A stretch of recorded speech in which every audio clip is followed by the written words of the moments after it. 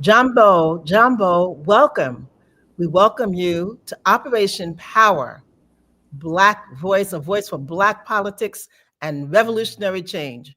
We're so pleased that you've joined us here Yes, again we are. on Black Power Media Reloaded. And we're glad to be a part of this platform, which Mhm. talks about critical issues and brings insight to it that you don't get in many other locations. My name is Inez Barron, and I'm joined with my co hosts, the bold, the outspoken, the indomitable, the unbought, the unbossed, the one and only. Charles Barron, and it's always an honor for me to be on with my wife of 42 years. I always say the brilliant first and the beautiful, Thank you. stunningly beautiful, Inez Barron. Thank you so much. We're so pleased once again that you're joining us. Our topic today is commemorating revolutionaries martyred in October. And we've got four people that we're going to highlight and talk to you about in a little more detail Mhm. about what their sacrifices were on behalf of the movement. But first, we do want to begin our program in our tradition of honoring our ancestors. So we Yes. do have a libation video that we want to share with you, which calls to attention that people have gone before us Mhm. and made huge sacrifices, many of them whose names we don't know, but taking this time to let them know that we acknowledge them. We know that we stand on their shoulders. We know that they have given us the baton and that we're taking on and moving on. We pour libation first to our first ancestor, to that hidden one who, though hidden, manifests in all things as all things, that God goddess idea in the universe by any and all names. To our first ancestor, we pour libation, Ashe. We pour libation too to our ancestors because they were the first people on this planet, mothers and fathers of all mankind, flashpoint of the human family. To those ancestors, we pour libation, Ashe. Pour libation too to our ancestors because they were the ones who first gave birth to the idea of civilization, knew we would need a form of governance, and they nurtured that idea along the Nile until it reached its zenith in Kemet. There they built these gigantic monuments as evidence of that great civilization, and they carved instructions on the walls of temples and tombs for us, so we would never forget. To those ancestors, we pour libation, Ashe. Pour libation too to our ancestors because over time they put together all the tenets of civilization and they took those ideas and left the continent. They were the people of the first Exodus. They left Africa and went all over the world and peopled the world. To those ancestors, we pour libation, Ashe. We pour libation too to our ancestors because they did not sit on their laurels. They continued to improve, continued to evolve, and at each point of evolution, they again would leave the continent and settle and resettle the planet. They met themselves coming and going. To those ancestors, we pour libation, Ashe. Pour libation too to those ancestors because over time, they found themselves the object of a forced exodus. When they were kidnapped, shackled, cargoed, shipped out of Africa and enslaved in diasporas around the world. To those ancestors, we pour libation, Ashe. Pour libation too to the ancestors left at home, the very young, the aged, the infirm, left to reinvent themselves, depleted of us, human resources. But they were enjoined by us in the diasporas, both objects of a global myopia that ruptured the soul of a people as it ravaged a continent. To those ancestors, we pour libation, Ashe. Pour libation too to those ancestors because over time they began to remember who and what they were. Because no matter where they had been dropped off, they still retained bits and pieces of who and what they were. They retained that African core that described them. They began to remember bits and pieces of a song. They began to remember lines from a rhythm. They began to remember dances that they did in ancient times. They began to remember those ancient drum beats that they now beat out on bare skin. And so to those ancestors, we pour libation, Ashe. Pour libation too to them because they then began to teach each other. They began to resurrect and reconstruct that history and that culture. They became the new Africans wherever they were. They became the new teachers, preachers, the new singers, dancers. Asheo. Thank you so much. We are so pleased to be able to know that we did not get where we are by ourselves, and that our ancestors were the ones that laid the foundation and brought us to this point. We're going to move now to another video. We have a video giving you a brief introductory presentation as to who and what Operation Power is.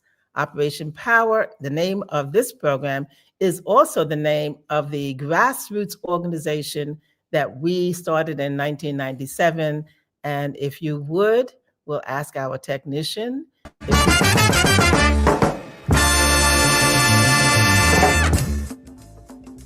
Operation Power stands for people organizing and working for empowerment and respect. Operation Power is a grassroots social justice organization founded by local community stakeholders, which includes activists, organizers, and leaders who understand that the system as it is currently structured is destroying us and our communities. The system, the capitalist system, one that promotes human greed over human need, one that promotes profit over people, needs to be dismantled. These local community organizers recognize capitalism needs to be destroyed and replaced with socialism. Operation Power was founded in 1997 with the understanding that uprooting capitalism needs to begin locally. Operation Power understood that our communities are the perfect vehicle to dismantle this parasitic capitalist system brick by brick, and the economic, political, and cultural institutions and other systems in place in our local community infrastructure. Thank you so much. And we also want to, as we talk about Operation Power, share with you some books that we would refer you to that will give you some background and some insight to what it is that we believe. The first book was written by none other than Charles Barron, and it is entitled Operation Power. And it talks about a collection of articles and essays on revolution and Black radical politics. And it was written over a period of time, and we recommend that you do that. The second book is entitled It's Not You, It's Capitalism, Why It's Time to Break Up and How to Move On. And it's a great introduction and observation and examination of what capitalism is and how it's moving and how it oppresses us. The next book is called Black Rising, and it is a novel written by Kevin Barron, another one of the members of Operation Power. It's a novel, it's a page turner. Start it, you won't put it down until you are finished. The second part of that trilogy is Black Rising, Home and Abroad. And it's a second of a trilogy that has been written, again, a page turner. And the last one is Black Rising, The Threat. And we encourage you to get all of these books. Each of them are available online at Barnes and Nobles. Thank you so much. Well, you know, we want to welcome you to another Operation Power program. And this month of October, we decided to say, hey, our history is every month. We don't have to wait to February, the coldest, shortest month of the year. We're going to go into history and some of the great revolutionaries who were assassinated and killed in this month of October. Martyrs, as we say. And also in October was the birth of the Black Panther Party, 1966 in Oakland, California. Huey Newton and Bobby Seale, and their first recruit was Little Bobby Hutton.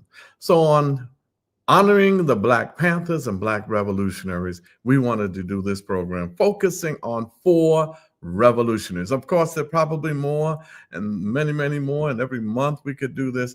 But for this one, we're going to focus on Thomas Sankara from Burkina Faso, who used to be Upper Volta and turned it into Burkina Faso, the land of the upright people. And he was assassinated at 38. And then we're going to talk about the Honorable Maurice Bishop, also 39, from Grenada Revolution. Then Samora Machel, 53, in Mozambique, that revolution. Just some tidbits, and you can do further research. Mm-hmm. And then we're going to close it with Ernesto Che Guevara. These 4 revolutionaries, we thought, warranted some attention. And of course, there are many, many others that we could be talking about. Thomas Sankara. And the reason why we wanted to start with him, because The great Ibrahim Traoré in Burkina Faso are now rising up or continuing his revolution. But it all started with Thomas Sankara. August 4th, 1983, Thomas Sankara had the people of Burkina Faso rise up and say, Burkina Faso for the people of Burkina Faso. So we're going to play a little clip on Thomas Sankara.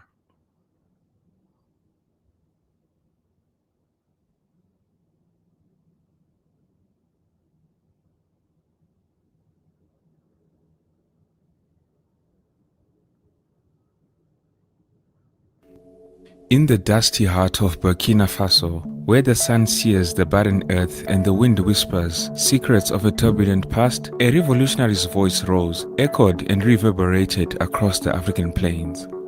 This revolutionary was none other than Thomas Sankara, the late former president of Burkina Faso. Sankara rose to power in 1983 and he immediately became a committed, self-sacrificing rebel who, during his 4 years as a leader of a small, impoverished nation, sought to improve the lives of ordinary people while at the same time projecting the country onto the international stage. Unfortunately, on October 15, 1987, armed men burst into the office of Captain Thomas Sankara and murdered him alongside 12 of his aides in a violent coup d'etat. In events that eerily paralleled those in the Congo 27 years earlier when Patrice Lumumba was murdered, the attackers cut up Sankara's body and buried his remains in a hastily prepared grave. In this episode of African Biographics, we cover the story of an icon, Captain Thomas Sankara, the revolutionary leader of Burkina Faso. That's the first part of Thomas Sankara. We're going to come back with another piece on him. But this was a dynamic young man. He improved the life of the people of Burkina Faso in agriculture field and technology. He modeled himself after Fidel Castro and all of his heroes, Che Guevara. And he wasn't necessarily communist socialist. He said, I'm for the people of Burkina Faso, whatever it is. Power to the people. He wanted to give power to the people. And he also had a very simplistic life. He told all of his ministers, you can't have Mercedes anymore. You know, you got to, and when we go abroad, we're not staying in some expensive hotels. The money is going for the people. And he spoke out against imperialism and colonialism and neo-colonialism. Cairo, let's see part 2.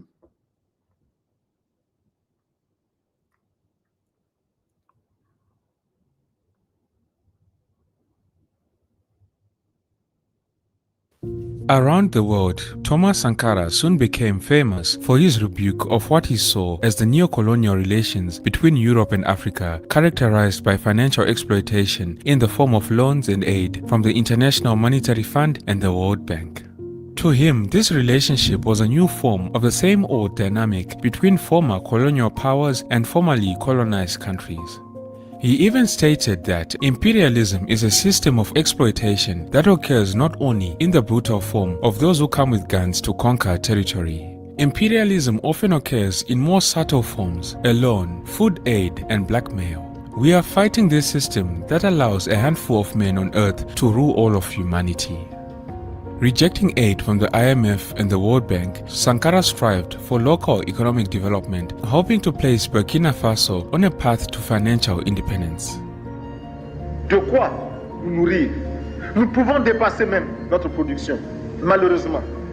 Par manque d'organisation, nous sommes encore obligés de tendre la main pour demander des aides alimentaires. Ces aides alimentaires qui nous bloquent, qui nous inspire, qui installe dans nos esprits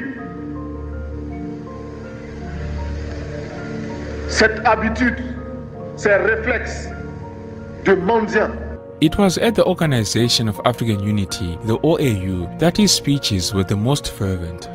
Thomas Sankara called for unity and denounced neocolonialism and the unjust debt imposed on African nations. Qui ici ne souhaite pas que la dette soit purement simplement effacée? Celui qui ne le souhaite pas, il peut sortir, prendre son avion et aller tout de suite à la Banque mondiale payer. Tous nous souhaitons. Notre conférence adopte la nécessité de dire clairement que nous ne pouvons pas payer la dette. Non pas Sankara was sending a clear message to African countries that they had to be self-reliant and not depend on foreign aid, which often came with conditions that undermined their sovereignty. He argued that, unlike Europe, see, this is the power of Thomas Sankara. In his 30s, he was talking about a worldwide revolution. In his 30s, he told the people of Burkina Faso, you are upright people, no more upper volta, which the colonialists gave the name to the country.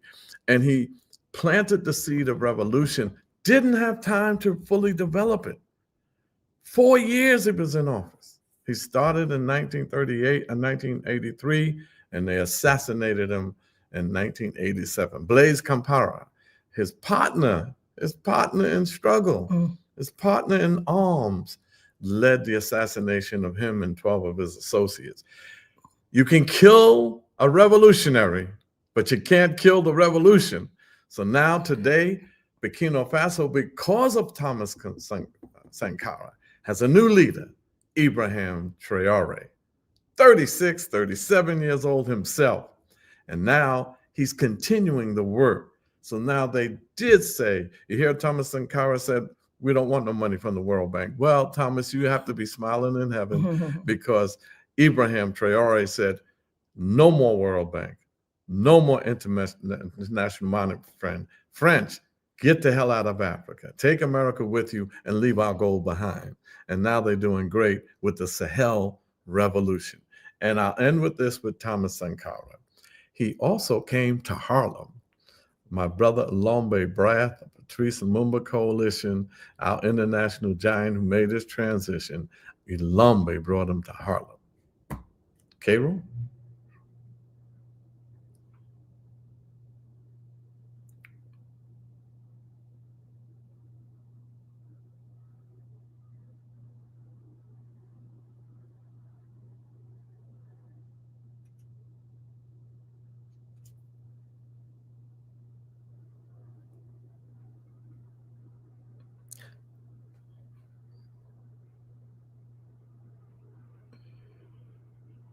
Having a bit of a challenge on that one, so maybe we can move to the next We'll one. move on. Just want to say he did come to Harlem. He said that his White House is the Black House in Harlem. And he's invited all of us to come at any point, as what Ibrahim Traoré is doing. And we are eternally grateful to Lombe Brath. And Thomas Sankara, rest in peace, my brother, for a job well done. Ernest? Thank you. Our next revolutionary that we're going to highlight is none other than Samora Machel. And he is a revolutionary leader from Mozambique. He was born in 1933 and he died in a plane crash in 1986. So there were circumstances surrounding that which were quite controversial and mysterious. So we never really know what finally happened. But let's talk about the giant of the man, Samora Machel. He was a political thinker. He was deep. He was an activist. And he was a person who applied his theories to the actions that he took.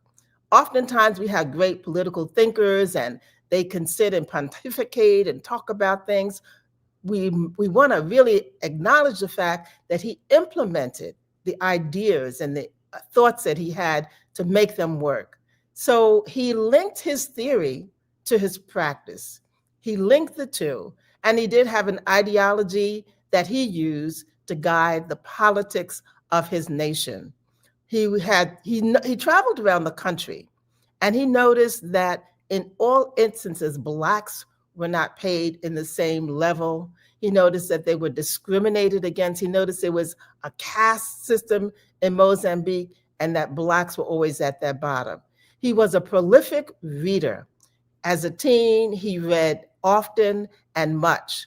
And he found that in his country, the government had taken much of the fertile lands from the peasants and had given it to landowners. And he thought that that was an injustice. He thought that was a model of colonialism and a model of capitalism, which again oppressed the people. In 1962, he was first working as a nurse. He had been trained as a nurse and he was working as a nurse. And he spoke against the injustices that he saw in the hospital. And he was told that he was being surveilled by the police force. So he left and he went to Algeria, where he was trained by the Algerians, and he joined Frelimo. Frelimo standing for the Front to Liberate Mozambique. He became very involved in the liberation movement and knew that he had to get his theory practiced once the government was going to be taken. He was sure that they were going to take over. He joined the Frelimo troops, and they were able to extend their attacks throughout settlements in Mozambique. And we have a clip that we want to show you of what Frelimo did and a part of what they were able to accomplish. In the liberated zones, Frelimo would organize regular meetings to engage with the villagers and stoke revolutionary fervor and keep up the morale of both the soldiers as well as the civilians. Believing strongly that education was the key to combating division, illiteracy, and superstition, Frelimo made education and political indoctrination a key aspect of life in the liberated zones. A,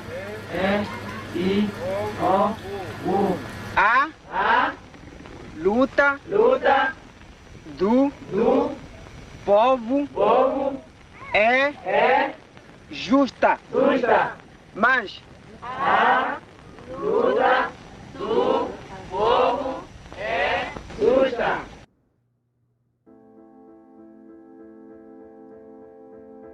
Even as the war raged on, Frelimo would manage to train teachers and build educational infrastructure in places where few, if any, schools had previously existed. And by as early as the year 1966, Frelimo would publish reports stating that more than 10,000 students had been enrolled in primary school. And by the year 1970, over 30,000 students would be reported as having been enrolled in primary school education. An even greater number of adults will begin attending literacy classes, as for many Mozambicans, life in the liberated zones would be their first opportunity to learn to read and write. Despite the severe shortage of African doctors, nurses, and other health workers, Frelimo would also introduce a basic healthcare system throughout the liberated zones. In terms of agriculture, Frelimo focused on the collective production of basic food staples for families and Frelimo militants. In contrast with the colonial agricultural system, which often caused food shortages due to its focus on cash crop production rather than subsistence farming. Under Frelimo, villagers would be encouraged to work the land in groups and divide the produce and profits amongst themselves. Samora Machel would also encourage Frelimo fighters to join the peasants in cultivating communal fields to help foster a spirit of unity between the civilians. Thank you. And that concept and that practice is what made him so successful. He did become the president of Frelimo in 1970, and that concept of having the connection between the people is what he understood would be the impetus for them to be successful. And he became, the officers had of Portugal that they were fighting against, it was a coup in Portugal, and that government was displaced. And because of that, they were able to come to negotiations. Portugal wanted Frelimo to have a ceasefire, but they said, no, we're going to continue to fight. We're going to continue the battle. We're not going to allow you to give us a ceasefire and then you set the terms that are not advantageous to us. So they did fight for that. And officially in June 1975, they became an independent nation, and Samora Machel became the president of Mozambique. And it's a great story. He was able to, as the government took place, use that same concept of having the people work together, of having them work not distinct from one another, but coming together and working and having the democracy that would be the kind of government by the people from the grassroots. And that was a great tribute to him and the work that he did. Long live the spirits of Samora Machel. Great job, Ernest. And you know what was deep about this time? There were revolutions all over the place, you know, in Ghana in 1957, Kwame Nkrumah, and then Patrice Lumumba in the Congo, Sekou Touré in Tanzania, and Julius Nyerere, Sekou Touré in Guinea, and Julius Nyerere in Tanzania, and Bambara in Algeria. So revolution was in the air. And this is why we wanted to share this time with you. That was on the African continent. And guess what? Russia and China was supporting the revolutions in Africa. And America and Europe were the colonialists, the imperialists that we had to drive out of Africa. Of course, neo-colonialism came back on stage, and that's why Thomas Sankara was so important. And Thomas Sankara, before I get to the Caribbean with Maurice Bishop, we do have the clip of Thomas Sankara when he came to Harlem, because he wanted to connect African people in America with the African struggle on the continent. Cairo?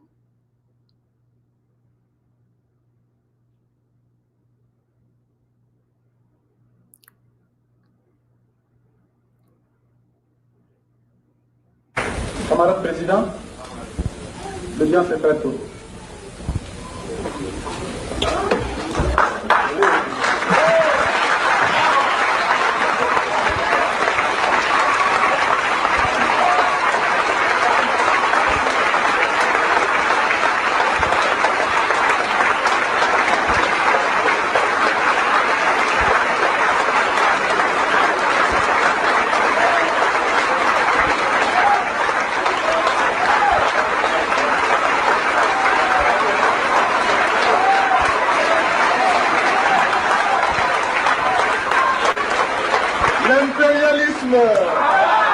L'impérialisme, le néocolonialisme, le racisme, le fantochisme, gloire, dignité, pouvoir, la patrie ou la mort, la patrie ou la mort.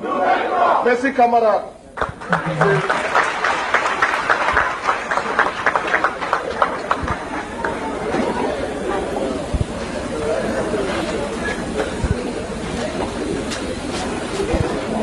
Je ne serai pas long. I'm not going to be long.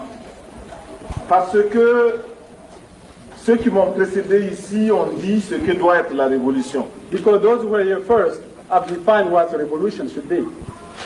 La camarade membre du comité central a bien expliqué ce que doit être la révolution et ce que doit être notre engagement. The comrade from the central committee of the AAPRP have explained what revolution should be and what should be our engagement.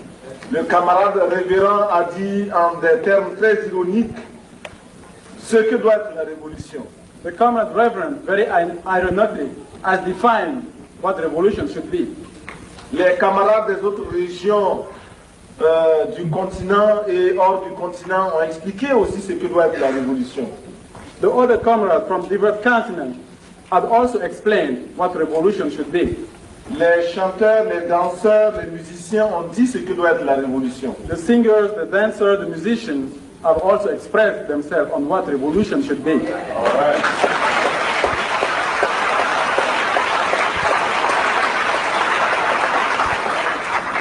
Ce qu'il nous reste à faire, c'est faire la révolution. What we have to do now is to make revolution.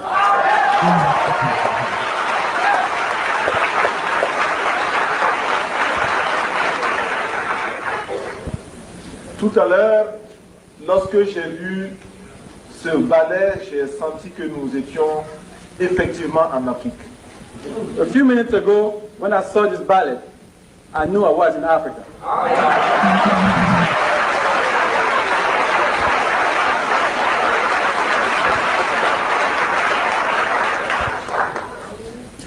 Et c'est pourquoi j'ai déjà dit et je répète que notre Maison Blanche se trouve dans le Harlem noir. That's what I said, and I will repeat myself. My White House is in the Black Harlem.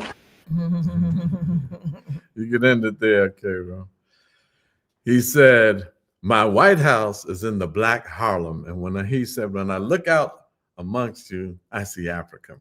See, we have to make the connection. The central to the liberation of all African people in the diaspora, everywhere we were dispersed, displaced, is the unification and liberation of Africa under power to the people, under socialism. We have to begin to see Africa as central to our liberation. However, we are in the belly of the beast, and we have to make sure that we engage in transformative struggle, not just cutting deals, transactional, transformative. So I want to go to the Caribbean now. This is one of my favorite leaders of all time, the Honorable Maurice Bishop of the New Jewel Movement in Grenada. And I say he's very, very important to us because in 1979, 1980, when Grenada had its revolution, Brother Adeyemi Bandeli, who was on international affairs for the National Black United Front under the leadership of Reverend Herbert Daughtry and so many of us, he was one of the first people in America to acknowledge the Grenadian Revolution and brought Maurice Bishop to America. And I'll never forget, we're going to show a clip of it down the road. He spoke at Medgar Evers College. We helped organize that. He spoke at Hunter College. I was right there helping to organize that. And real important to us personally, the House of the Lord Church, Reverend Herbert Daughtry's church, we were able to bring 17 young people to Grenada for a couple of weeks. We brought them. They saw the revolutionary government. They saw how young people worked under revolution and how young people were working together with the elderly, the Center for Popular Education. And we were able to meet the Cuban workers who were working on the airport. We were able to go to the nutmeg pool. You know, Grenada is the island of spices. Mm-hmm. And so here's what colonialism does. You have the natural resources. So you have the cocoa bean, you have the coffee bean, you have the nutmeg bean, and then they take it from you, process it somewhere else, and send it back to you, and you wind up paying for processed nutmeg and processed cocoa and processed coffee when you had the original bean. So Maurice Bishop said, no, we're going to process our own stuff. And of course, when the capitalists and what imperialists do, they try to isolate you economically. So America used its economic might to tell any country that deals with Grenada, because they choose socialism, you're not getting American aid. So they had to look for other places. So Maurice Bishop, I'll never forget when we were in Caribbean cottages, we were playing basketball with some of the Grenadian brothers and sisters, and we got a call. Bishop is on his way. And he came to those cottages, sat with us for an hour and talked to our youth. And to this day, they'll never, ever forget that trip to Grenada where they met the prime minister. So let's play a little clip on that so we can meet Maurice Bishop again. For those of you who don't know him, and for those of you who already know him, represent the Honorable Maurice Bishop. The life of Maurice Bishop began in Aruba, 1944. The son of working-class Grenadian parents who had left their homeland in search of better wages. His father, Rupert Bishop, once earned just 5 pence a day back in Grenada, barely enough to survive. Like many West Indians of that era, they were part of the economic migration wave that sought dignity abroad when prosperity seemed impossible at home. But Grenada was never far from their hearts. When Maurice was still a child, the family returned to their island roots. It was there in the heat of post-colonial tension and the rhythm of island life that Bishop's political awakening began. Raised by politically active parents, he was a curious boy who loved history. He devoured tales of resistance, Julian Fédon's 1795 rebellion in Grenada, Haiti's slave revolution 1791, and the resulting rise of Haitian leaders like Henri Christophe. He was especially inspired by the Cuban Revolution and the way Fidel Castro and Che Guevara defied American dominance just miles away. As a young man, Bishop won a scholarship to study law in London. But it wasn't just legal theory that shaped him, it was the ferment of global struggle. The 1960s in London was a hub of radical thought. Black power, anti-colonialism, and socialism were everywhere. Bishop soaked it in. He began to fuse legal knowledge with Marxist theory, seeing law not as a tool of order, but as a weapon for justice. His worldview sharpened as political fires burned across the Caribbean. Walter Rodney ignited minds in Guyana, and Michael Manley steered Jamaica toward democratic socialism. When Maurice Bishop returned to Grenada in the early 1970s, he wasn't just a man with a law degree. He was a radical political force shaped by global revolution and grounded in Caribbean realities. He settled in the capital, St. George's, and quickly set up the New Jewel movement, a coalition of young idealists, trade unionists, and Marxist thinkers. The movement's name stood for Joint Endeavor for Welfare, Education, and Liberation, a vision that promised to uplift the poor and challenge corruption.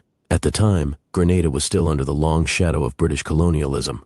Though it would later gain independence in 1974, real power rested with Prime Minister Eric Gairy, a flamboyant and authoritarian figure. In the 1940s and 1950s, Gairy had been a firebrand, a working-class hero who led revolts against the white plantation elite, demanding better wages and labor rights for Grenadian workers. His organizing efforts sparked the legendary 1951 general strike, which forced the colonial government to hold the island's first general elections. A champion of workers' rights, Gairy's regime gradually became marked by economic hardship, violence, and a personal militia known as the Mongoose Gang. As discontent spread across the island, the New Jewel movement quickly rose as Gairy's most formidable opposition. Through community organizing, literacy programs, and anti-corruption messaging, Bishop gained the trust of the people.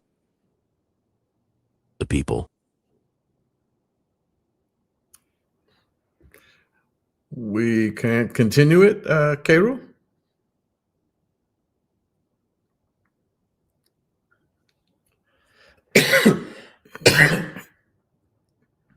Bishop was arrested, detained, and kept under surveillance. The Mongoose Gang frequently harassed him and his allies. On January 21, 1974, a day now known as Bloody Monday, police under Eric Gairy's government opened fire on peaceful demonstrators, but among those killed was Rupert Bishop, Maurice's own father, a respected community leader who had marched for justice. Shot dead while trying to shield young protesters, his death sent shockwaves through the island. By 1979, the stakes had escalated. Bishop, fearing another imminent arrest, went underground. Then, seizing the moment while Gairy was abroad, he and his comrades launched a peaceful, bloodless coup. Not a single shot was fired. Bishop took inspiration from Fidel Castro's own bold move in Cuba, toppling a dictatorship while the leader was out of the country. The New Jewel movement swiftly assumed power. Bishop declared a people's revolutionary government, with Bernard Cord as his deputy, and Jacqueline Kreft, his close confidant and Minister of Education, helping to lead reform. In March of 1979, Maurice Bishop became Prime Minister of Grenada, not by election, but by revolution. And almost overnight, the island began to change. Under the People's Revolutionary Government, Bishop launched one of the most ambitious reform programs in Caribbean history. Healthcare and education were made free. Literacy campaigns spread across the island, with children and adults alike learning to read and write, some for the first time. Agricultural cooperatives were formed. Farmers pooled land and resources, moving away from the old colonial model of plantation inequality. Unemployment, which had once been nearly 50%, plummeted to just 14% within 4 years. Internationally, Bishop aligned Grenada with Cuba and other Soviet-friendly nations, but remained fiercely independent. He welcomed Cuban doctors, engineers, and teachers who helped build roads, airports, and health clinics. The partnership transformed the island's infrastructure, but not everyone welcomed Grenada's revolution. The United States and several conservative Caribbean nations began to grow suspicious. The timing didn't help. Across the sea, the Sandinista revolution had just toppled Nicaragua's U.S.-backed dictator, Anastasio Somoza. To Washington, Grenada looked like the next domino. American media painted Grenada as a new Soviet outpost. Reports swirled about Cuban troops, military bases, and secret alliances. Even though Bishop publicly stated his desire for friendly relations with both the USA and the USSR, the narrative was set. But fears ran deeper than ideology. With Grenada's population overwhelmingly black, and America home to over 13 million black citizens, U.S. officials feared the symbolic power of a successful black socialist state in the Western Hemisphere. A new wave of Negro radicalism, as some internal memos called it, could not be allowed to spread. Economic pressure soon followed. The International Monetary Fund withheld credit, stalling Grenada's development. Investment dried up. The revolution was working, but the walls were beginning to close in. Still, Bishop held firm. He believed Grenada could be both revolutionary and sovereign, but with American eyes fixed on the island and pressure mounting from both outside and within, storm clouds were gathering over the world's newest socialist experiment. By late 1983, the revolution was fraying not from outside but from within. Tensions inside the New Jewel movement leadership had been building for months. A hardline Marxist faction, led by Bishop's own deputy Bernard Cord, grew frustrated with what they saw as Bishop's moderate socialism and charismatic one-man leadership. Cord and his allies accused Bishop of straying from pure Marxist doctrine, of prioritizing popularity over revolution. They demanded power be shared. Bishop refused. On October 13, 1983, Bishop was placed under house arrest by his own government. The people of Grenada, who had followed him from the beginning, rose in protest. Just days later, on October 19th, protesters stormed the gates and freed him. For a few brief hours, hope returned. Bishop stood once again among his supporters. But the joy was short-lived. Grenadian soldiers loyal to Cord quickly moved in. Bishop, along with several members of his cabinet, including Jacqueline Kreft, his close political and personal companion, were captured and taken to Fort Rupert. That afternoon, without trial or delay, they were lined up and executed by firing squad. 6 days after Maurice Bishop's assassination, the United States launched an invasion. Codenamed Operation Urgent Fury, the mission was presented as a rescue of American medical students and a response to growing instability. But behind the official narrative, historians believe it was a clear statement: socialism, especially black socialism, would not be allowed to thrive in the Western Hemisphere. Grenada's revolution was over. In less than a week, the People's Revolutionary Government had been dismantled. A parliamentary democracy was restored under close watch of Western powers. The island's brief, bold experiment had ended in blood and invasion. And yet, Maurice Bishop never vanished from the hearts of his people. For many, he remains a symbol of what could have been, a leader who dared to dream beyond colonial shadows. Though Maurice Bishop's life was cut short, the legacy of his vision endures. His government's sweeping investments in education and healthcare left behind a transformed Grenada. New schools were built, literacy rates soared, and access to healthcare became a right, not a privilege. And in a fitting tribute to the man who dared to dream of a sovereign and self-sufficient Grenada, the island's international gateway now carries his name, the Maurice Bishop International Airport. And though history debates the choices he made, the impact of his leadership on the people, the land, and the soul of Grenada is undeniable. Thanks for watching another Fresh K documentary. Please leave a comment below. Maurice Bishop, you know, there's always different versions of what happened. So you're going to hear we chose that because at least you can get to see the great work that the Grenada Revolution has done for the people and lasted even after his assassination. And I find something interesting with Thomas Sankara and Maurice Bishop. Both of them were taken out by their comrades that were close to them. And this is why we got to watch out how we have conflicts now, and how we let it last and stay heated, because it could lead to the destruction and the retardation of our revolution. So Maurice, you know, was a wonderful person. I met him personally. He just was a beautiful brother. And remember when I went there, Ronald Reagan was the president, and he put up these big pictures. He had satellite photos of the international airport they were building and saying that this was going to be a place where Russia would bring in their planes. And I remember writing to the president, never returned my letter. And I said, Mr. President, you don't have to put up satellite photos. You can take Nancy to Grenada and get the same flicks I got, because I took those same pictures. And these were Cuban workers, because the St. Pauline's airport was too small to do any international economic trade or development, and they needed an international airport. And that's all they were building, an international airport for trade. The spirit of Maurice Bishop will always live on. The spirit of Thomas Sankara will always live on. The spirit of Samora Machel will always live on. And the young people who went to Grenada will never, ever forget that when they heard of his assassination, they were all in tears and crying. To this day, they're adults, and they say that was the most impacting experience they ever had. Long live the New Jewel movement. Long live the spirit of my comrade, Maurice Bishop. Ashe. And finally, talking about the spirit living on, we have another revolutionary that we're going to add to this discussion, and that's none other than Ernesto Che Guevara. Mm-hmm. Everyone calls him Che. You see him popularized on T-shirts, and he is a model of what it is to be a true revolutionary. He was born in Argentina in 1928, and he was murdered. He was assassinated in 1967. As a young teenager, he grew up in a household that was middle income, and he was very extensive in his reading. He read all kinds of genre. He didn't just read political work. He read poetry, he read history, he read all of the genres of reading because he loved to read. And it brought him to a great understanding of what it was that was happening around the world. He did begin his studies in medicine. He thought he would become a doctor. He trained to become a doctor, and he did eventually become a doctor.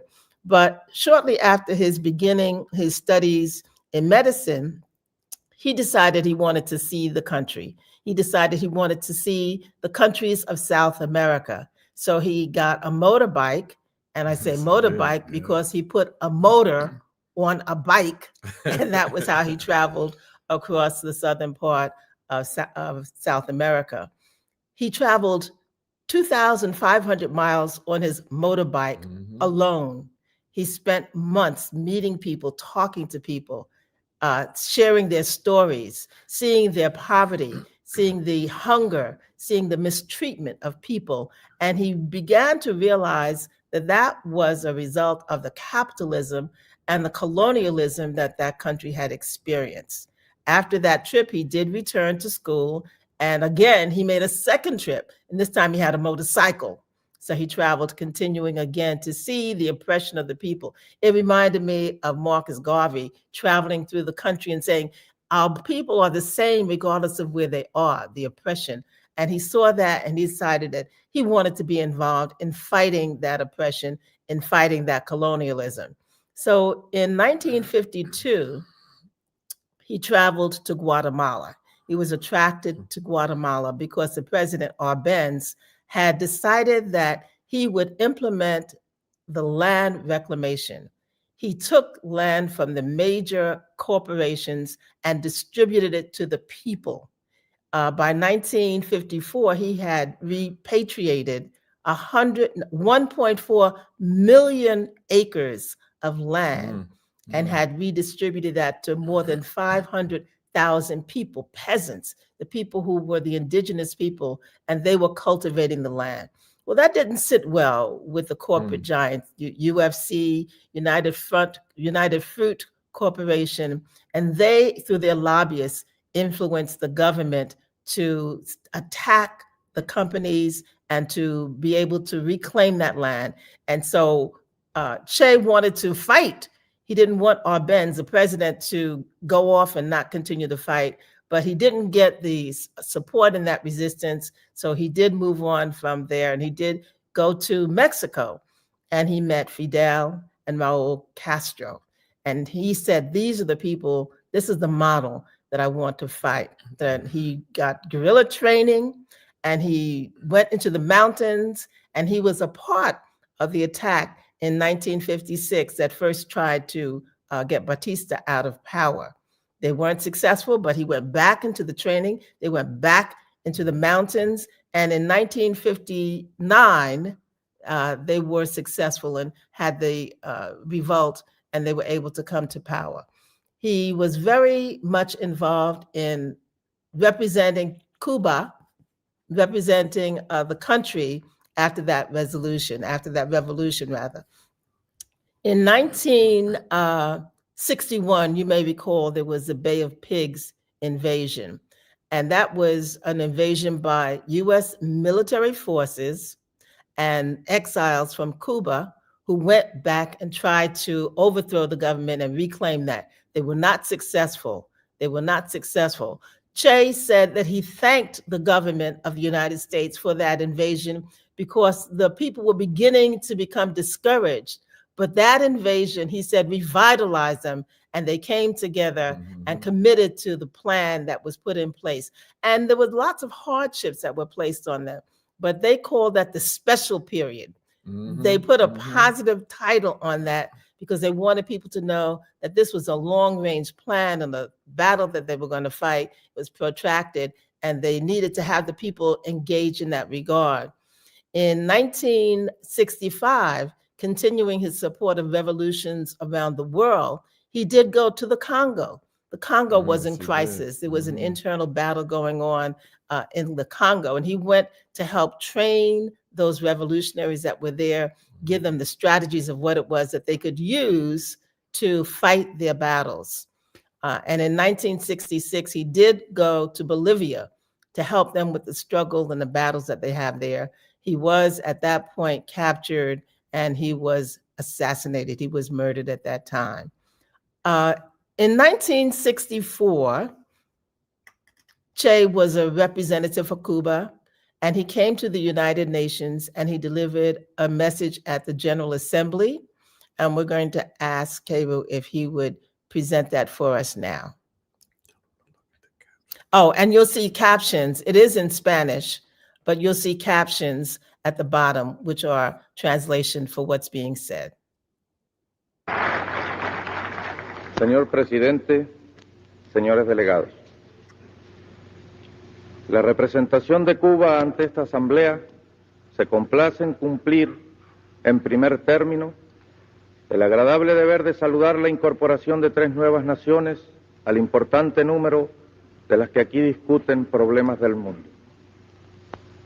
Saludamos, pues, en las personas de su presidente y primeros ministros, a los pueblos de Zambia, Malawi y Malta, y hacemos votos porque estos países se incorporen desde el primer momento al grupo de naciones no alineadas que luchan contra el imperialismo, el colonialismo y el neocolonialismo. Hacemos llegar también de las clases dominantes de países latinoamericanos contra nuestra revolución. En otros, más tristes aún, es producto de los deslumbrantes resplandores de Mamón. Como es de todos conocido, después de la tremenda conmoción llamada crisis del Caribe, los Estados Unidos contrajeron con la Unión Soviética determinados compromisos que culminaron en la retirada de cierto tipo de armas que las continuas agresiones de aquel país, como el ataque mercenario de Playa Girón y las amenazas de invadir nuestra patria, nos obligaron a emplazar en Cuba en acto de legítima e irrenunciable defensa. Pretendieron los norteamericanos, además, que las Naciones Unidas inspeccionaran nuestro territorio, a lo que nos negamos enfáticamente, ya que Cuba no reconoce el derecho de los Estados Unidos ni de nadie en el mundo a determinar qué tipo de armas pueda tener dentro de sus fronteras. En este sentido, solo acataríamos acuerdos multilaterales con iguales obligaciones para todas las partes. Como ha dicho Fidel Castro, mientras el concepto de soberanía exista como prerrogativa de las naciones y de los pueblos independientes y como derecho de todos los pueblos, nosotros no aceptaremos la exclusión de nuestro pueblo de ese derecho. Mientras el mundo se rija por esos principios, mientras el mundo se rija por esos conceptos que tengan validez universal, porque son universalmente aceptados y consagrados por los pueblos, nosotros no aceptaremos que se nos prive de ninguno de esos derechos. Nosotros no renunciaremos a ninguno de esos derechos. El señor secretario general de las Naciones Unidas, UTAN, entendió nuestras razones. Sin embargo, los Estados Unidos pretendieron establecer una nueva prerrogativa arbitraria e ilegal, la de violar el espacio aéreo de cualquier país pequeño. Así han estado surcando el aire de nuestra patria aviones U-2 y otros tipos de aparatos espías que con toda impunidad navegan en nuestro espacio aéreo. Hemos hecho todas las advertencias necesarias para que cesen las violaciones aéreas, así como las provocaciones que los marinos yanquis hacen contra nuestras postas de vigilancia en la zona de Guantánamo, los vuelos rasantes de aviones sobre buques nuestros o de otras nacionalidades en aguas internacionales, los ataques piratas a barcos de distintas banderas y las infiltraciones de espías, saboteadores y armas en nuestra isla. Nosotros queremos construir el socialismo. Nos hemos declarado partidarios de los que luchan por la paz. Nos hemos declarado dentro del grupo de países no alineados, a pesar de ser marxistas-leninistas, porque los no alineados como nosotros luchan contra el imperialismo. Queremos paz. Esta disposición nueva de un continente de América está plasmada y resumida en el grito que día a día nuestras masas proclaman como expresión irrefutable de su decisión de lucha, paralizando la mano armada del invasor. Proclama que cuenta con la comprensión y el apoyo de todos los pueblos del mundo y especialmente del campo socialista encabezado por la Unión Soviética. Esa proclama es patria o muerte. There he is talking about, country or death. And also in that speech, he condemned the United Nations for not doing more about the conditions of apartheid in South Africa, and also called the United States pretty much of a hypocrite, calling themselves a democracy, but yet having the extreme racial discrimination that existed. And I just want to share a quote with you that he said, quote, "Our every act must be against colonialism and its children, racism, exploitation, and indifference." So that's Che Guevara. Che Guevara, and we are eternally indebted to the people of Cuba and El Comandante, the Honorable Fidel Castro, for protecting and securing Assata Shakur. Even when they were trying to normalize relationships with America, they said, Assata Shakur cannot be on the table, non-negotiable. And to her death, to her transition, Cuba allowed her to live and make her transition on her own terms, just as Fidel Castro lived and died on his own terms, free in Cuba. Inez and I visited Cuba. We got a chance to go to Cuba. We were able to sit with the students in the International Medical School in Cuba. Free medical school, a free tuition. And two of the students were from our beloved East New York and Brooklyn. And we were able to meet with the president, President Alakan, in Brooklyn. Raul was out of town. So we had a great relationship there. We saw the remnants of the revolution. And if you notice, in all three of our, at least four of our people that we mentioned today, in their countries, education was free, healthcare was free.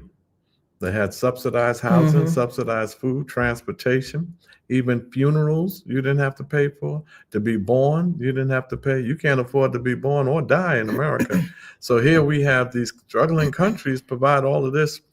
And here in America, you can't afford to pay your medical bills, and you come out cheaper eating your dollar than buying food. That's how expensive it is in America. So to the spirit of our comrades, we say right on, rest in peace for a job well done. Thank you so much. That wraps up who it is that we wanted to highlight. And we do have an announcement that we want to share with you. It's regarding our comrade Mumia Abu Jamal. You're being asked to call the Department of Corrections to demand that they give him the medical treatment that he needs to maintain his diminishing eyesight. It's being diminished because he has not gotten the proper medical treatment, which is readily available, but they have not yet given it to him. So get your pencils out or get your phones out. I'm going to give you the number to call. You're going to call 570-773-7255. 2158. That's 570-773-2158. And you're going to say, my name is, and I'm calling from, and I'm calling in regard to Mamiya Abu Jamal, also known as Wesley Cook, AM8335. He is suffering from dire vision loss, which can be treated easily. I demand that this treatment happen immediately. And the number to call again is 570-773-2158. Well, Inez, we just also want to invite everybody, because we're in the belly of the beast. We got to do our part. So we're having a National Black Radical Political Convention in Philadelphia from the 25th to the 26th, sponsored by the National Black Radical Political Congress. So we want you to go to our website, National N Black B Radical R Political P Convention C. Go to that, and you'll see everything on our website. You can get hotel arrangements, travel arrangements, and see all the great workshops. We're going to have some fantastic stuff we will be presenting, and so will so many others. Pam Africa, Amalia Yeshitela's group is going to be presenting, and we have some of our founding members, Nnamdi Lumumba and Khalid Rahim. All of us are going to be there. So all roads lead to Temple University from the 25th to the 26th in Philadelphia for the National Black Radical Political Convention. We got to run some revolutionaries for these local offices as we continue our struggle. Inez? Well, that wraps us up for today. We're so glad that you've joined us, and we invite you to listen to us tomorrow. We'll be on WBAI.org, and we'll be bringing you information about another topic of great importance regarding what's going on with ICE. So we invite you to do that again tomorrow, 5 p.m. Eastern Standard Time, WBAI.org.